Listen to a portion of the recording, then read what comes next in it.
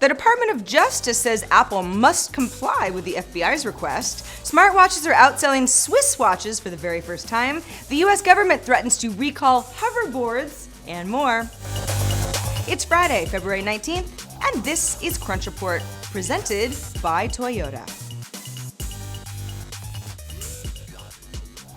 The U.S. Department of Justice is getting involved in the old saga between Apple and the FBI. Now, if you need a quick catch-up, I'll give you one now. The FBI originally ordered Apple to create a special version of iOS so that it could access an iPhone 5C that belonged to a terrorist involved in the San Bernardino shooting. Then Apple refused to comply with the order, citing privacy and security concerns. Now, the White House has already said that it supports the FBI, and in a filing today, the DOJ denied most of Apple's arguments, including that it was asking for a backdoor at all. It also said Apple's defense is a marketing strategy. A reminder that Apple CEO Tim Cook said in a statement earlier this week, quote, "Once created, the technique could be used over and over again on any number of devices. In the physical world, it would be the equivalent of a master key, capable of opening hundreds of millions of locks." Now, Apple already gave the FBI an iCloud backup of the iPhone 5C in question, but the last backup was on October 19th, 2015. The shooting happened in December. But the FBI wants to see more recent activity. And at this point, Apple now has until February 26th to comply with the order.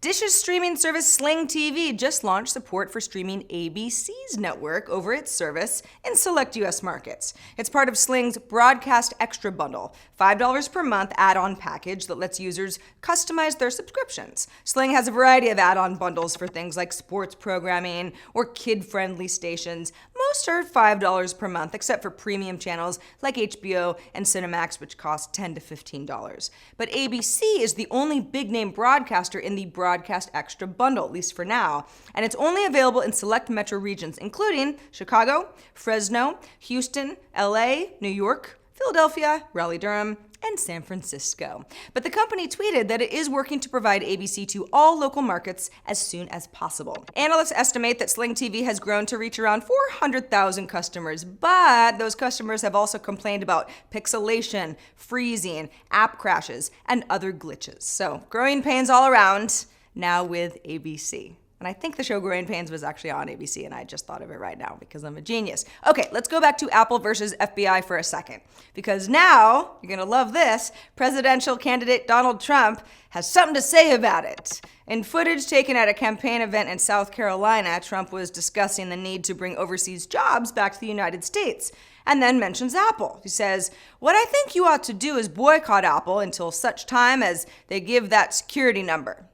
Talking about the phone. Some people have pointed out that Trump or someone on his staff was using an iPhone very recently, but then he tweeted, "I use both iPhone and Samsung. If Apple doesn't give info to authorities on the terrorists, I'll only be using Samsung until they give info.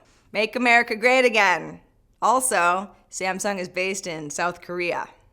So here's an interesting milestone. Smartwatch shipments have overtaken Swiss watches for the first time. Worldwide smartwatch shipments had 8.1 million units in the fourth quarter of 2015 compared to 7.9 million for Swiss watch shipments. This is according to research firm Strategy Analytics, which also found that smartwatch shipments rose 316%, wow, in a year since the fourth quarter of 2014.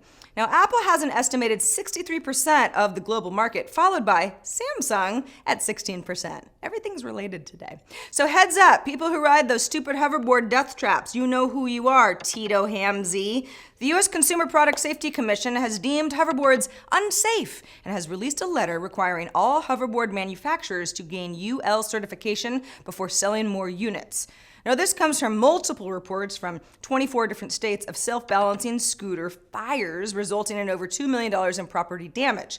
The commission says, quote, "We believe that many of the reported incidents and the related unreasonable risk of injuries and deaths associated with fires in these products would be prevented if all such products were manufactured in compliance with the referenced voluntary safety standards." The commission says hoverboards that don't comply may be seized at import or recalled if made domestically. Fire aside, just don't ride a hoverboard. Get a skateboard, like an adult. And that is the report for the day and the week. I'm Sarah Lane. Crunch Report airs every weekday at 7 p.m. Eastern, 4 p.m. Pacific on TechCrunch.com. You can find us on iTunes and on YouTube as well. Have a great weekend.